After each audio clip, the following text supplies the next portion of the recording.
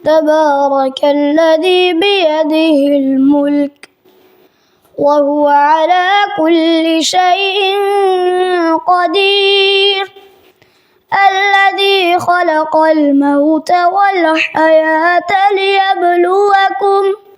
ليبلوكم أيكم أحسن عملا وهو العزيز الغفور.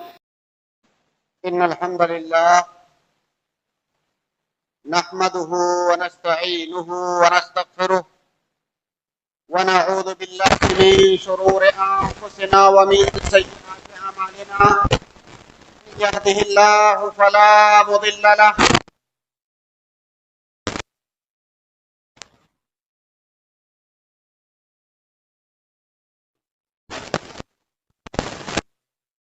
محمدا عبده ورسوله أما بعد فإن خير الحديث كتاب الله وخير الهدي هدي محمد صلى الله عليه وسلم وشر الأمور محدثاتها وكل محدثة بدعة وكل بدعة ضلالة وكل ضلالة في النار. أعوذ بالله السميع العليم من الشيطان الرجيم. بسم الله الرحمن الرحيم. يا أيها الذين آمنوا حق تقاته ولا تموتن إلا وأنتم مسلمون. يا أيها الناس اتقوا ربكم الذي خلقكم من نفس واحدة وخلق منها زوجها وبث منهما رجالا كثيرا ونساء واتقوا الله الذي تساءلون به والأرحام إن الله كان عليكم رقيبا. يا أيها الذين آمنوا اتقوا الله وقولوا قولا سديدا يصلح لكم أعمالكم ويغفر لكم ذنوبكم ومن يطع الله ورسوله فقد فاز فوزا عظيما. معزز حاضرین جمعہ، دینی و ملی بھائیوں، ابھی ہم شوال کے مہینے سے گزر رہے ہیں. شوال کا مہینہ بالکل اختتام کو ہے. کچھ ہی دنوں کے بعد حج کا موسم آنے والا ہے. سامعین کرام، یہ ہم سبھی کو معلوم ہے کہ حج اسلام کے 5 ارکان میں سے ایک اہم رکن ہے. اور حج کی کیا فضیلت ہے، وہ فضیلت بھی ہم سے مخفی نہیں ہے. حج کی فضیلت کے لیے یہ کافی ہے کہ اللہ کے نبی صلی اللہ علیہ وسلم نے حج کرنے والے کے بارے میں ارشاد فرمایا، رجع کیوم ولدتہ امہ. اگر کسی انسان نے حج کیا اور صحیح ڈھنگ سے اللہ کے نبی صلی اللہ علیہ وسلم کے بتائے ہوئے طریقے کے مطابق حج کیا، تو جب وہ حج کر کے لوٹتا ہے تو گناہوں سے اسی طرح سے پاک ہوتا ہے جس طرح سے کوئی نوزائیدہ بچہ گناہوں سے پاک ہوتا ہے. اسی طرح سے اللہ کے نبی صلی اللہ علیہ وسلم کی، جس میں آپ فرماتے ہیں کہ الحج المبرور لیس لہ جزاء الا الجنہ. حج مبرور کا بدلہ جنت کے سوا کچھ نہیں ہے. جنت سے کم بدلہ حج مبرور پر اللہ رب العالمین نہیں دے گا. حج مبرور کا مطلب ایسا حج جو اللہ کے نبی صلی اللہ علیہ وسلم کے بتائے ہوئے طریقے کے مطابق کیا گیا ہو اور جس کے اندر گناہ اور معاصی کا ارتکاب نہ کیا گیا ہو. سامعین کرام، کوئی ایسا مسلمان نہیں ہے جس کے دل کے اندر ایمان ہو اور اس کا دل حج کے لیے نہ دھڑکتا ہو. ہر مسلمان کی یہ خواہش ہوتی ہے کہ اللہ رب العالمین ایک بار اسے یہ عبادت کرنے کا شرف عطا فرما دے. لیکن اس عبادت کا شرف ہر آدمی کو حاصل نہیں ہو سکتا، کیونکہ حج کے لیے جو بنیادی شرط ہے وہ شرط یہ ہے کہ انسان مالی اعتبار سے مستطیع ہو، انسان جسمانی اعتبار سے قادر اور مستطیع ہو، اس کے پاس اتنا مال ہو کہ وہ مکہ کا سفر کر سکتا ہو، اس کی صحت اس بات کی اجازت دیتی ہو کہ بغیر کسی رکاوٹ کے وہ مکہ کا سفر کر کے واپس آ سکتا ہو۔ اس لیے ہم میں سے بیشتر لوگ ایسے ہیں جن کو یہ فضیلت نصیب نہیں ہوتی ہے اور یہ شرف ان کو حاصل نہیں ہوتا ہے۔ سامعین کرام، لیکن اللہ رب العالمین نے کچھ عبادتیں ہمارے لیے ایسی رکھی ہیں کہ اگر ہمیں حج بیت اللہ کا شرف نہیں نصیب ہوا، اگر ہمیں عمرہ کا شرف نہیں نصیب ہوا کسی مجبوری کی بنیاد پر، تو ہم بغیر حج کیے ہوئے، بغیر عمرہ کیے ہوئے اپنے گھر میں بیٹھ کر کے حج اور عمرے کے برابر اجر و ثواب حاصل کر سکتے ہیں۔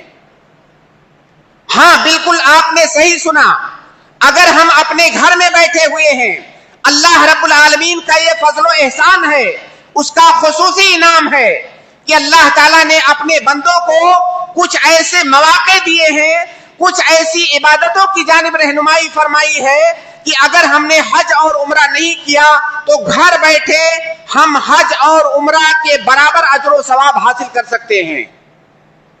آئیے ان اعمال کا یہاں پر ہم اختصار کے ساتھ ذکر کرتے ہیں جن اعمال کو بجا لا کر کے ہم حج اور عمرے کے برابر اجر و ثواب اپنے گھر میں بیٹھ کر کے حاصل کر سکتے ہیں۔ پہلا عمل جس کو کر کے ہم حج اور عمرے کے برابر ثواب حاصل کر سکتے ہیں وہ یہ ہے کہ اگر کوئی انسان عزم مصمم کرتا ہے، پختہ ارادہ کرتا ہے اور اس کے لیے تگ و دو کرتا ہے، جد و جہد کرتا ہے کہ میں حج بیت اللہ کو جاؤں، میں عمرہ اور حج کروں، لیکن کسی مجبوری کی بنیاد پر اس کی یہ خواہش پوری نہیں ہو پاتی ہے، جبکہ اس کا مصمم عزم ہے، پختہ ارادہ ہے، اس کے تمام طرق اور تمام وسائل اس نے اختیار کیے ہیں، ایسی صورت میں اللہ رب العالمین اس کے لیے حج اور عمرے کا ثواب لکھے گا۔ یہ اللہ رب العالمین کا کتنا بڑا احسان اور اس کا کتنا بڑا فضل ہے۔ اسلام کا ایک اصول ہے جو اللہ کے نبی صلی اللہ علیہ وسلم نے اپنی ایک حدیث کے اندر بیان فرمایا ہے، وہ حدیث ہے کہ اذا مرض العبد او سافر، کوئی بندہ اگر بیمار ہو جائے یا سفر میں چلا جائے، کتب له مثل ما كان يعمل مقيما صحيحا، بیمار ہونے کی بنیاد پر یا سفر میں جانے کی بنیاد پر کوئی ایسی عبادت نہیں کر سکا جو صحت مندی کی حالت میں وہ کرتا تھا یا حالت اقامت میں جس کو وہ کرتا تھا، ایسی صورت میں اس کے لیے مکمل اجر و ثواب لکھا جائے گا اس عبادت کا جو وہ حالت صحت میں یا حالت اقامت میں کیا کرتا تھا اور حالت مرض یا حالت سفر کی مجبوری کی وجہ سے وہ عبادت نہیں کر سکا۔ اسی طرح سے اللہ کے نبی صلی اللہ علیہ وسلم کی ایک حدیث ہے، صحیح بخاری اور مسلم کی روایت ہے، انس بن مالک رضی اللہ تعالیٰ عنہ فرماتے ہیں کہ ان رسول اللہ صلی اللہ علیہ وسلم رجع من غزوۃ تبوک، اللہ کے نبی صلی اللہ علیہ وسلم غزوہ تبوک سے واپس لوٹے، فدنا من المدینہ، مدینہ کے جب قریب ہوئے تو آپ نے فرمایا ان بالمدینۃ اقواما، مدینہ میں کچھ لوگ ایسے ہیں، ما سرتم مسیرا، جو بھی مسافت تم نے طے کیا، ولا قطعتم وادیا، کسی بھی وادی سے تم لوگ گزرے، جو غزوہ تبوک میں جن لوگوں نے شرکت کیا، ان لوگوں نے جہاں جہاں کا سفر کیا، جن جن جگہوں سے گزرے، الا کانوا معکم، جو لوگ مدینہ کے اندر بیٹھے ہیں اور غزوہ میں شریک نہیں ہو سکے تھے وہ لوگ بھی تمہارے ساتھ ساتھ تھے۔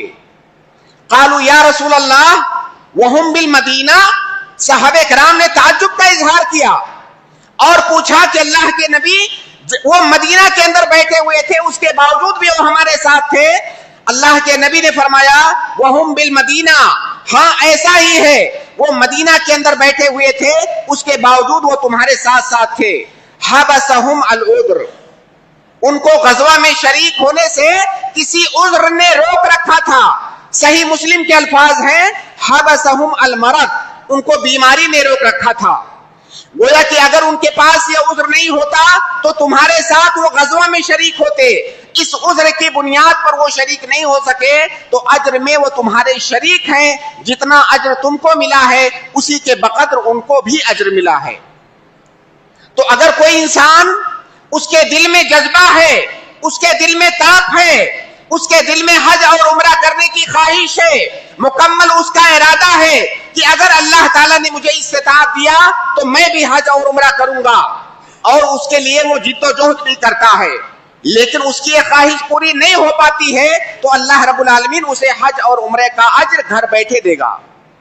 دوسرا عمل جماعت کے ساتھ مسجد کے اندر فرض نماز پڑھنا ہے. اللہ کے نبی صلی اللہ علیہ وسلم کی حدیث سنیے.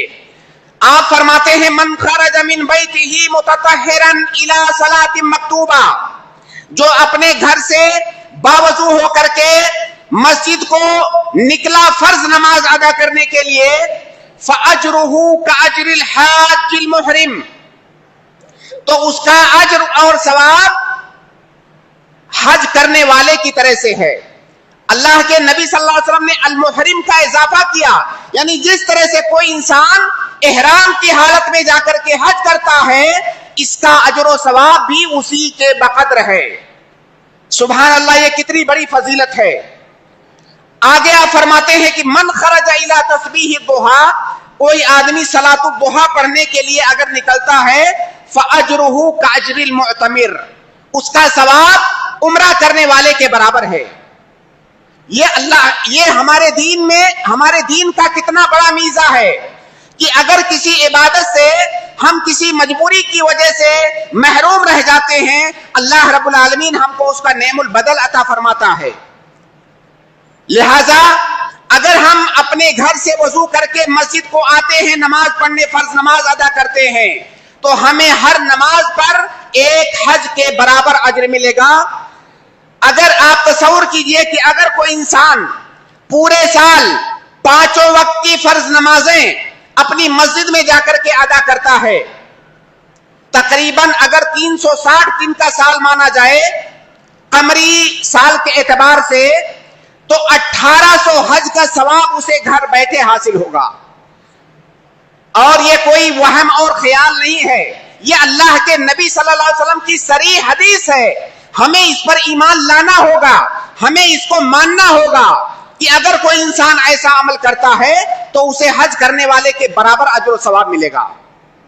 تیسرا عمل، اگر کوئی انسان فجر کی نماز باجماعت ادا کرتا ہے، فجر کی نماز ادا کرنے کے بعد جہاں پر اس نے نماز پڑھا ہے وہاں پر بیٹھ کر کے ذکر و اذکار کرتا ہے یہاں تک کہ سورج طلوع ہو جائے، اس کے بعد صلاۃ الضحیٰ اشراق کی نماز پڑھتا ہے، ایسے آدمی کے بارے میں اللہ کے نبی صلی اللہ علیہ وسلم نے فرمایا کہ اس کے لیے مکمل حج اور عمرے کا ثواب ہے.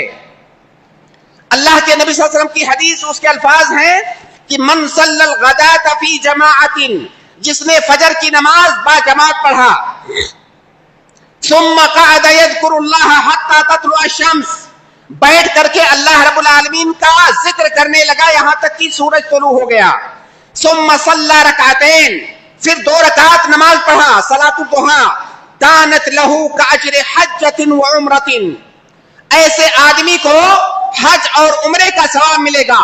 آگے اللہ کے نبی صلی اللہ علیہ وسلم فرماتے ہیں تامتن تامتن تامتن، مکمل ملے گا، کسی شک اور شبہ میں پڑنے کی گنجائش نہیں ہے، اسے حج اور عمرے کا مکمل اجر و ثواب ملے گا. اس اجر و ثواب کو پانے کے لیے اس حدیث کی روشنی میں 3 شرطیں ہیں. پہلی شرط یہ کہ فجر کی نماز با جماعت پڑھنا ہے.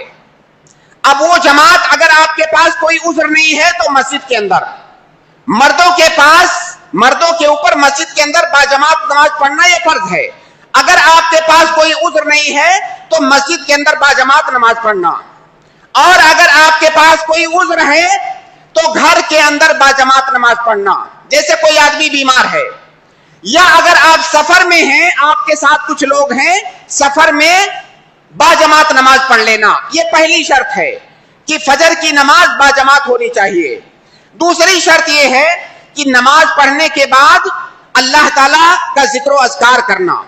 ذکر و اذکار کے اندر ہر طرح کی عبادت آتی ہے، قرآن کی تلاوت کرنا، سبحان اللہ، الحمدللہ، لا الہ الا اللہ، اللہ اکبر، اس طرح کے استغفار کرنا، دعا کرنا، امر بالمعروف نہی عن المنکر کرنا، دین کا علم حاصل کرنا، یہ تمام چیزیں اللہ تعالیٰ کی عبادت میں آتی ہیں۔ اگر وہ جس جگہ پر اس نے نماز پڑھا اس جگہ پر بیٹھ کر کے اللہ کی عبادت کرتا ہے، ذکر و اذکار میں مشغول رہتا ہے، تو اسے یہ فضیلت ملے گی۔ یہ دوسری شرط ہے۔ تیسری شرط یہ ہے کہ جہاں پر اس نے فجر کی نماز باجماعت پڑھا ہے اسی جگہ پر اس کو یہ کام کرنا ہے، اسی جگہ پر اس کو یہ کام کرنا ہے۔ بعض محدثین نے کہا ہے کہ جس جگہ پر آپ نے نماز پڑھی ہے اس جگہ سے آپ کو ہلنا نہیں ہے، مسجد کے کسی دوسرے حصے میں جا کر کے نہیں بیٹھنا ہے، جبکہ دیگر محدثین نے کہا ہے دیگر احادیث کی روشنی میں کہ اگر آپ پوری مسجد میں کہیں پر بیٹھ کر کے بھی ذکر و اذکار کرتے ہیں تو آپ کو یہ فضیلت ملے گی، کیونکہ اللہ کے نبی صلی اللہ علیہ وسلم کی یہ عادت تھی کہ سلام پھیرنے کے بعد کئی دفعہ آپ اس جگہ سے اٹھ کر کے دوسری جگہ پر جا کر کے بیٹھ جاتے تھے اور ذکر و اذکار کرتے تھے۔ لہذا اگر کسی کے اندر یہ تین شرطیں پائی جاتی ہیں، فجر کی نماز باجماعت پڑھا، ذکر و اذکار کرتا رہا طلوع شمس تک، اور اسی مسجد کے اندر موجود رہا، تو انشاءاللہ اسے مکمل حج اور عمرے کے برابر اجر و ثواب ملے گا۔ یہاں پر ایک مسئلہ یہ ہے کہ اگر ذکر و اذکار کرتے ہوئے درمیان میں انقطاع ہو گیا، اگر یہ انقطاع کسی عذر کی بنیاد پر ہوا تب تو اسے فضیلت ملے گی، یہ انقطاع نہیں مانا جائے گا۔ جیسے مثال کے طور پر اس کا وضو ٹوٹ گیا، اسے وضو بنانا ہے، وہ وہاں سے اٹھ کر کے مسجد سے باہر گیا وضو بنانے، یا اسے قضاء حاجت کی ضرورت پڑ گئی، وہ قضاء حاجت کے لیے باہر نکلا، یا اس طرح کی کوئی ایسی پریشانی جو لابدی ہے جس کے لیے نکلنا وہاں سے اٹھنا، تو وہ ایسا آدمی معذور ہے، یہ انقطاع نہیں مانا جائے گا۔ ہاں اگر کوئی مسجد میں بیٹھ کر کے گپ شپ کر رہا ہے، دنیاوی کاموں میں مشغول ہے، اپنے موبائل میں مصروف ہے، لوگوں سے باتیں کر رہا ہے، ایسی صورت میں اس کو یہ فضیلت نہیں ملے گی۔ دوسرا مسئلہ یہ ہے کہ صلاۃ الضحیٰ جس کو کہتے ہیں وہ کتنی رکعت پڑھنا ہے۔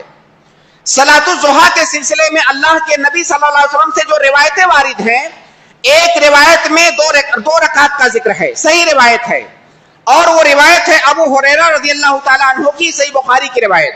وہ فرماتے ہیں کہ اوصانی خلیلی صلی اللہ علیہ وسلم بثلاث، اللہ کے نبی صلی اللہ علیہ وسلم نے مجھے تین چیزوں کی وصیت کی، صیام ثلاثۃ ایام من کل شہر، ہر مہینے 3 دن کا روزہ رکھنا، ورکعتي الضحى، 2 رکعات صلاۃ الضحیٰ، وان اوتر قبل ان انام، سونے سے پہلے میں وتر پڑھ لوں۔ تو اللہ کے نبی صلی اللہ علیہ وسلم نے 2 رکعت صلاۃ الضحیٰ پڑھنے کی انہیں ہدایت دی۔ اس حدیث سے معلوم ہوتا ہے کہ کم سے کم صلاۃ الضحیٰ 2 رکعت ہونی چاہیے۔ زیادہ سے زیادہ کتنی ہونی چاہیے؟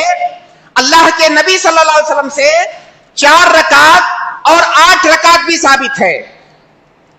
اما عائشہ رضی اللہ تعالیٰ عنہ کی روایت ہے، ان سے کسی نے پوچھا کہ کم کان رسول اللہ صلی اللہ علیہ وسلم یصلی صلاۃ الضحیٰ، اللہ کے نبی صلی اللہ علیہ وسلم صلاۃ الضحیٰ کتنی رکعت پڑھتے تھے؟ انہوں نے فرمایا 4 رکعات، 4 رکعت پڑھتے تھے، وَيَزِيدُ مَا شَاءَ، اور جتنا چاہتے تھے اس پر زیادتی کرتے تھے، یعنی اس سے زیادہ بھی پڑھتے تھے۔ اس سے پتہ چلا کہ اللہ کے نبی صلی اللہ علیہ وسلم نے 4 رکعت بھی صلاۃ الضحیٰ پڑھا ہے۔ ایک دوسری روایت ہے، فتح مکہ کے موقع پر اللہ کے نبی صلی اللہ علیہ وسلم نے 8 رکعت صلاۃ الضحیٰ پڑھا، جو کہ ام ہانی رضی اللہ تعالیٰ عنہ کی روایت ہے، جس میں الفاظ ہیں کہ ثم صلی 8 رکعات صبحۃ الضحیٰ، صحیح مسلم کی روایت ہے کہ اس کے بعد اللہ کے نبی صلی اللہ علیہ وسلم نے 8 رکعت صلاۃ الضحیٰ پڑھا۔ خلاصہ کیا ہوا کہ کم سے کم 2 رکعت، اور اللہ کے نبی صلی اللہ علیہ وسلم سے 4 رکعت بھی پڑھنا ثابت ہے اور 8 رکعت بھی پڑھنا ثابت ہے۔ اور اما عائشہ رضی اللہ تعالی عنہا کی حدیث کے مطابق اللہ کے نبی صلی اللہ علیہ وسلم اس پر اضافہ بھی کرتے تھے۔ اس سے علماء کرام نے استدلال کیا ہے کہ صلاۃ الضحیٰ کی جو اکثر رکعت ہے اس کی کوئی تحدید نہیں ہے. آپ 40-50 رکعت بھی پڑھ سکتے ہیں, تو کم سے کم 2 رکعت, زیادہ سے زیادہ کی کوئی مقدار نہیں ہے. چوتھا عمل, مسجد کے اندر حاضر ہو کر کے دین کا علم حاصل کرنا یا دوسروں کو دین کا علم سکھانا. اگر کوئی یہ کام کرتا ہے, ایسے آدمی کو حج کے برابر اجر ملے گا. اللہ کے نبی صلی اللہ علیہ وسلم کی حدیث ہے کہ من غدا الی المسجد, اگر کوئی آدمی مسجد جائے, لا یرید الا ان یتعلم خیرا, مسجد جانے کا اس کا مقصد کسی خیر کو سیکھنا ہے. یہاں خیر سے مراد دین کا علم, ایسا علم جو اللہ اور اس کے رسول کے احکامات سے متعلق ہے. او یعلمہ, وہ یہ دین, یہ علم کسی اور کو سکھانا چاہتا ہے, یعنی سیکھنے کی غرض سے جا رہا ہے یا سکھانے کی غرض سے جا رہا ہے. کان لہ کاجر حاج تاما حجہ, اس کو ایسے حاجی کے برابر اجر ملے گا جس کا حج مکمل ہے. یہ اللہ کے نبی صلی اللہ علیہ وسلم کی حدیث ہے. اب اگر کسی مسجد کے اندر, بہت ساری مسجدوں کے اندر دروس ہوتے ہیں, محاضرات ہوتے ہیں, اگر ہم اس غرض سے مسجد میں جاتے ہیں کہ مسجد میں جائیں گے, نماز پڑھیں گے, فرض نماز, ہمیں حج کا اجر ملا, ہمارا مقصد یہ بھی ہے کہ مسجد میں جا کر کے ہم درس سنیں گے, اللہ تعالیٰ کا دین سیکھیں گے, ایسی صورت میں ہمیں ایک اور حج کا اجر ملے گا. یہ کتنی بڑی فضیلت ہے. 5 منٹ 10 منٹ کا درس ہوتا ہے, اتنی دیر اگر ہم حاضر ہو جائیں اس نیت کے ساتھ تو ہمیں مکمل حج کے برابر اجر ملے گا. نمبر 5, پانچواں عمل, اگر کوئی انسان رمضان کے اندر عمرہ کرتا ہے, رمضان کے مہینے میں, ایسی صورت میں اسے حج کے برابر اجر و ثواب ملے گا. بلکہ حدیث کے اندر ہے, اللہ کے نبی صلی اللہ علیہ وسلم نے فرمایا کہ اگر کوئی رمضان میں عمرہ کرتا ہے تو گویا کہ اس نے میرے ساتھ حج کیا, اللہ کے نبی صلی اللہ علیہ وسلم کی صحبت میں حج کیا. ایک واقعہ ہے, لمبا واقعہ, کہ اللہ کے نبی صلی اللہ علیہ وسلم جب حج سے لوٹے تو ایک صحابیہ تھی ام سنان, آپ نے ان سے پوچھا کہ تم حج کو کیوں نہیں گئی, ما منعک من الحج, حج کیوں نہیں گئی؟ انہوں نے کہا کہ اللہ کے نبی صلی اللہ علیہ وسلم, ہمارے پاس 2 اونٹ تھے, ایک اونٹ کو لے کر کے میرے شوہر جو ہیں وہ چلے گئے حج کرنے, جو دوسرا اونٹ ہے اس سے ہم سچائی کا کام لیتے ہیں, ہم اس کو لے نہیں جا سکتے, ہمارے پاس سواری نہیں تھی, اس لیے ہم حج کرنے نہیں گئے. اللہ کے نبی صلی اللہ علیہ وسلم نے ان سے فرمایا, فَإِنَّ عُمْرَةً فِي رَمَضَانَ تَقْضِي حَجَّةً أَوْ حَجَّةً مَعِي, اگر تم رمضان میں عمرہ کر لو گی تو یہ حج کے برابر ہے یا میرے ساتھ حج کے برابر ہے. یہ صحیح بخاری کی روایت ہے. تو اگر کوئی انسان رمضان کے اندر اسے عمرہ کرنا نصیب ہوتا ہے, ایسی صورت میں اسے حج کا اجر ملے گا, بلکہ اللہ کے نبی صلی اللہ علیہ وسلم کے ساتھ حج کرنے کا اجر ملے گا.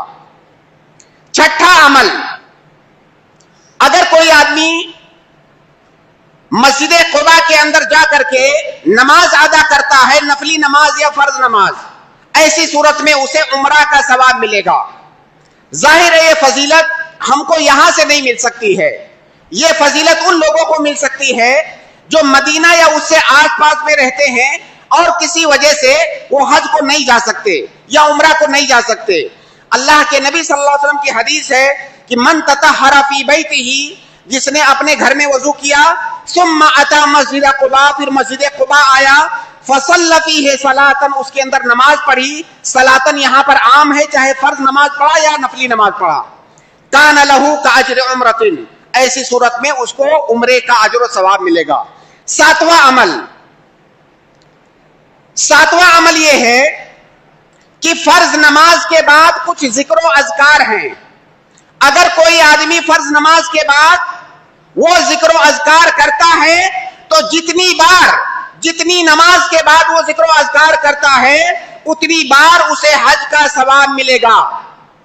اللہ کے نبی صلی اللہ علیہ وسلم کی لمبی حدیث ہے, ایک صحابی نبی صلی اللہ علیہ وسلم کے پاس آئے, انہوں نے کہا, ذهب اہل الدثور من الاموال بالدرجات العلی, اللہ کے نبی جو مالدار لوگ ہیں سارا اجر و ثواب تو وہی لے کر کے چلے گئے, وہ ہماری طرح سے نماز پڑھتے ہیں, ہماری طرح سے روزہ رکھتے ہیں, وہ بھی روزہ رکھتے ہیں, ہم بھی روزہ رکھتے ہیں, وہ بھی نماز پڑھتے ہیں, ہم بھی نماز پڑھتے ہیں, لیکن ان کے پاس بہت مال دیا ہے اللہ تعالیٰ نے. اس مال کے ذریعے سے وہ صدقہ کرتے ہیں, اس مال کے ذریعے وہ حج کرتے ہیں, اس مال کے ذریعے وہ عمرہ کرتے ہیں, اس مال کے ذریعے وہ جہاد کرتے ہیں.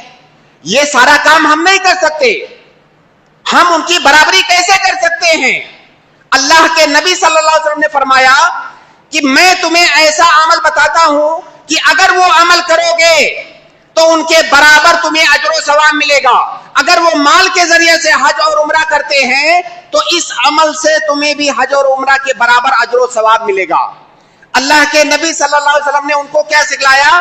آپ نے کہا تسبحون وتحمدون وتکبرون خلف کل صلاۃ 33، ہر نماز کے بعد 33 بار سبحان اللہ، 33 بار الحمدللہ اور 33 بار اللہ اکبر کہو گے. اگر یہ عمل کرتے ہو تو جس طرح سے مالدار لوگ اپنے مال سے حج اور عمرہ کر کے حج اور عمرے کا ثواب حاصل کرتے ہیں، وہ اجر و ثواب تمہیں بھی حاصل ہوگا. سامعین کرام، ہم میں سے ہر شخص فرض نماز پڑھتا ہے الحمدللہ. فرض نماز کے بعد یہ چھوٹا سا ذکر جو کہ ہم سے 2-3 منٹ سے زیادہ نہیں لے گا، اگر 2-3 منٹ کا یہ عمل کرتے ہیں تو گویا کہ ہمیں حج اور عمرے کے برابر اجر و ثواب ملے گا. یہ جو نماز کے بعد ذکر ہے، اس ذکر کو کرنے کا 4 طریقہ ہے. پہلا طریقہ یہ ہے کہ 33 بار سبحان اللہ، 33 بار الحمدللہ، 33 بار اللہ، 34 بار اللہ اکبر. سبحان اللہ، الحمدللہ یہ 33 بار اور اللہ اکبر یہ 34 بار. یہ صحیح روایت میں ثابت ہے. دوسرا طریقہ یہ ہے 33 بار سبحان اللہ، 33 بار الحمدللہ، 33 بار اللہ اکبر اور 1 بار لا الہ الا اللہ وحدہ لا شریک لہ لہ الملک و لہ الحمد وہو علی کل شیء قدیر. یہ 100 بار ہو گئے. یہ دوسرا طریقہ ہے. تیسرا طریقہ یہ ہے کہ 25 بار سبحان اللہ، 25 بار الحمدللہ، 25 بار اللہ اکبر اور 25 بار لا الہ الا اللہ. یہ 100 بار ہو گئے. یہ بھی صحیح حدیث سے ثابت ہے، بلکہ ان میں سے بیشتر روایتیں صحیح بخاری اور مسلم کی ہیں. چوتھا طریقہ یہ ہے کہ 10 بار سبحان اللہ، 10 بار الحمدللہ اور 10 بار اللہ اکبر. یہ چاروں طریقے ثابت ہیں. اللہ کے نبی صلی اللہ علیہ وسلم مختلف اوقات میں ان چاروں طریقوں پر عمل کرتے تھے، لہذا ہم ان چاروں طریقوں میں سے کسی بھی طریقے پر عمل کر سکتے ہیں. اور آپ ایک اصولی بات یاد رکھیں کہ ایسی کئی عبادتیں ہیں جن میں ایک سے زائد طریقے ثابت ہیں. اگر ایک سے زائد طریقے ثابت ہیں تو سنت یہ ہے کہ ان تمام طریقوں پر باری باری عمل کیا جائے. ان تمام طریقوں پر باری باری عمل کرنے کا فائدہ یہ ہے، پہلی بات تو اللہ کے نبی صلی اللہ علیہ وسلم کی سنت کی اتباع ہوگی. دوسری بات، اگر وہ سنت ختم ہو رہی ہے، مر رہی ہے، تو اس سنت کو زندہ کرنے کا اجر ہمیں ملے گا. تیسری بات یہ کہ اگر ہم ایک ہی طریقہ ہمیشہ اختیار کرتے ہیں تو ہم سب جانتے ہیں کہ کئی دفعہ ہم آٹو موڈ میں چلے جاتے ہیں. ہم ہر نماز کے بعد اسی طریقے پر پڑھتے ہیں، جبکہ ذکر و اذکار میں یہ ہونا چاہیے کہ ہمارا دل دماغ حاضر ہو، ہم اس کے معانی پر غور کر رہے ہوں. لیکن جب ہم آٹو موڈ میں جائیں گے تو آٹومیٹک اتنی دفعہ ہم پڑھ لیں گے اور ہمارا دل دماغ حاضر نہیں رہے گا. لیکن اگر ہم طریقہ بدل بدل کے کرتے ہیں تو آٹومیٹک ہمیں یاد کرنا پڑے گا اسے. اور اس کا چوتھا فائدہ یہ ہے کہ کئی دفعہ ایسا ہوتا ہے کہ نماز کے بعد ہمیں جلدی ہے، کسی کام سے، ضروری کام سے نکلنا ہے، ہم مختصر والا طریقہ اختیار کر لیں اور جلدی سے پڑھ کے نکل جائیں. تو بہرحال کوئی عبادت جو مختلف وجوہ سے وارد ہے، ان تمام اوجوہ پر عمل کرنا یہ سنت ہے. 8واں اور آخری عمل، کوئی ایسا انسان جو حج یا عمرہ نہیں کر سکتا ہے، اگر اس کی جانب سے کوئی دوسرا انسان حج یا عمرہ کرتا ہے، ایسی صورت میں اس شخص کو حج اور عمرے کے برابر اجر و ثواب ملے گا. لیکن یہاں پر کچھ کنڈیشن ہے. اگر کسی زندہ انسان کی جانب سے کوئی دوسرا انسان حج یا عمرہ کرنا چاہتا ہے تو اس کے لیے ضروری ہے کہ جو زندہ انسان ہے جس کی جانب سے حج یا عمرہ کیا جا رہا ہے، وہ انسان جسمانی طور سے معذور ہو، صرف اس کا غریب ہونا کافی نہیں ہے، جسمانی طور سے معذور زندہ انسان کی جانب سے کوئی دوسرا انسان حج یا عمرہ کر سکتا ہے۔ اگر وہ جسمانی طور سے صحت مند اور تندرست ہے تو اس کی جانب سے اس کی زندگی میں حج اور عمرہ نہیں کیا جا سکتا۔ اور اگر کوئی انسان متوفا ہے، کسی کی وفات ہو چکی ہے اور اس کی جانب سے کوئی حج اور عمرہ کرنا چاہتا ہے تو بغیر کسی شرط کے وہ حج اور عمرہ کر سکتا ہے۔ اور جو انسان حج یا عمرہ کرنے والا ہے اس کو چاہیے کہ پہلے اپنی جانب سے وہ حج یا عمرہ کیا ہوا ہو، تبھی وہ دوسرے کی جانب سے حج یا عمرہ کر سکتا ہے۔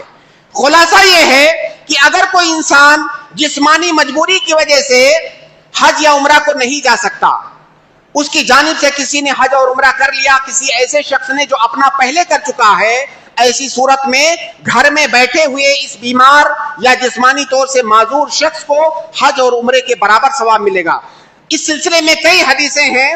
اللہ کے نبی صلی اللہ علیہ وسلم کی ایک حدیث ہے، انه لو كان مسلما فعتقتم عنه او تصدقتم عنه او حججتم عنه بلغه ذلك۔ اگر کوئی مسلمان ہے، اس کی جانب سے تم نے غلام آزاد کیا یا اس کی جانب سے صدقہ کر دیا یا اس کی جانب سے حج کر دیا، ایسی صورت میں اس کو اس حج اور عمرے کا ثواب پہنچے گا۔ میرے تتبع اور بحث کے مطابق یہ 8 اعمال ہیں، 8 طرح کے اعمال ایسے ہیں جن کو کرنے کی بنیاد پر انسان کو حج کا یا عمرے کا ثواب ملے گا، جبکہ اس نے حج اور عمرہ نہیں کیا ہے۔ لیکن یہاں پر ایک بات یاد رکھنے کی ہے، وہ یہ ہے کہ یہ جتنے بھی 8 اعمال کا میں نے یہاں پر ذکر کیا، یہ اعمال کرنے سے ہمیں حج اور عمرے کے برابر ثواب ملے گا، حج اور عمرے کا ثواب نہیں ملے گا۔ حج اور عمرے کے مقدار میں یہاں پر مقدار مراد ہے، یہاں پر جنس اور نوع مراد نہیں ہے۔ ہمیں حج اور عمرے کے برابر ثواب ملے گا، حج اور عمرے کا ثواب نہیں ملے گا۔ دوسری بات یہ کہ یہاں پر جزا مراد ہے، اجزا نہیں مراد ہے۔ اس کا مطلب یہ ہے کہ ہمیں حج اور عمرے کے برابر اگر ثواب مل گیا، اس کا مطلب یہ نہیں ہوا کہ حج اور عمرہ ہم سے ساقط ہو گیا۔ جب ہم استطاعت رکھیں گے تب ہمارے اوپر حج اور عمرہ کرنا واجب ہوگا۔ تو خلاصہ یہ ہے کہ حج اور عمرے کے برابر ثواب ملے گا، اور ہم میں سے کسی کو اس بات پر حیرانگی نہیں ہونی چاہیے، تعجب نہیں ہونا چاہیے۔ اللہ رب العالمین کی رحمت بہت وسیع ہے، اللہ تعالی بہت نوازنے والا ہے، اس کی رحمت تنگ نہیں ہے۔ ہمیں اپنے اوپر قیاس نہیں کرنا چاہیے کہ اتنا چھوٹا سا عمل ہے، اتنا زیادہ اجر و ثواب کیسے ملے گا۔ بہت سارے لوگ اس حیرانگی کا اظہار کرتے ہیں۔ آپ یہ تو دیکھیے کہ دینے والا کون ہے؟ دینے والا اللہ تعالیٰ ہے، وہ جتنا چاہے دے سکتا ہے۔ آپ اللہ کے نبی صلی اللہ علیہ وسلم کی وہ حدیث یاد کیجئے کہ اگر کوئی آدمی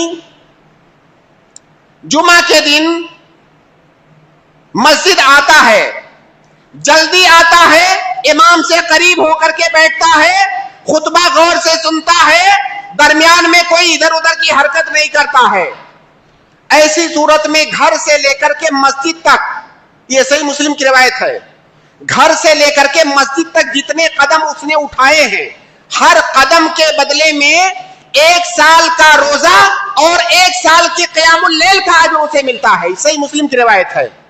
تو اللہ رب العالمین کی رحمت بہت وسیع ہے۔ یہ اللہ کے نبی صلی اللہ علیہ وسلم کی حدیثیں ہیں، ان پر ایمان لانا اور ان کو برتنا ہمارے اوپر واجب ہے۔ لہذا یہ اعمال جن کا ذکر کیا گیا، ہمیں ان اعمال کے مطابق عمل کرنا ہے، اور اللہ تعالیٰ سے اس امید اور اس توقع کے ساتھ کہ ہمیں یہ اجر و ثواب ملے گا، یہ اللہ کے نبی صلی اللہ علیہ وسلم نے اللہ تعالیٰ کی جانب سے ہم سے وعدہ کیا ہے، لہٰذا یہ اجر و ثواب ہمیں ملے گا۔ تو جو لوگ حج یا عمرہ کو نہیں جا سکتے، کسی مجبوری کی بنیاد پر، انہیں مایوس ہونے کی ضرورت نہیں ہے۔ آپ کا رب بہت رحم کرنے والا ہے، بہت فضل کرنے والا ہے، بہت انعام کرنے والا ہے۔ ایسے مواقع آپ کے گھر کے اندر اللہ رب العالمین نے آپ کے لیے میسر فرمائے ہیں۔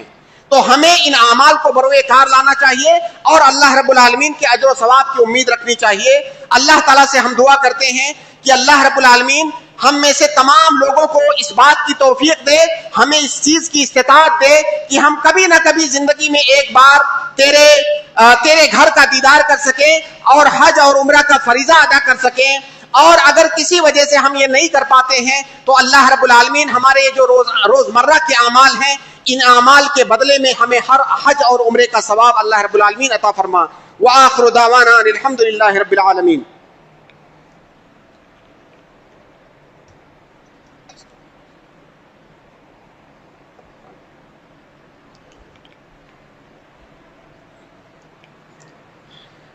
ان الحمد للہ نحمده ونستغفره ونعوذ بالله من شرور انفسنا ومن سيئات اعمالنا من يهده الله فلا مضل له ومن يضلل فلا هادي له واشهد ان لا اله الا الله وحده لا شريك له واشهد ان محمدا عبده ورسوله.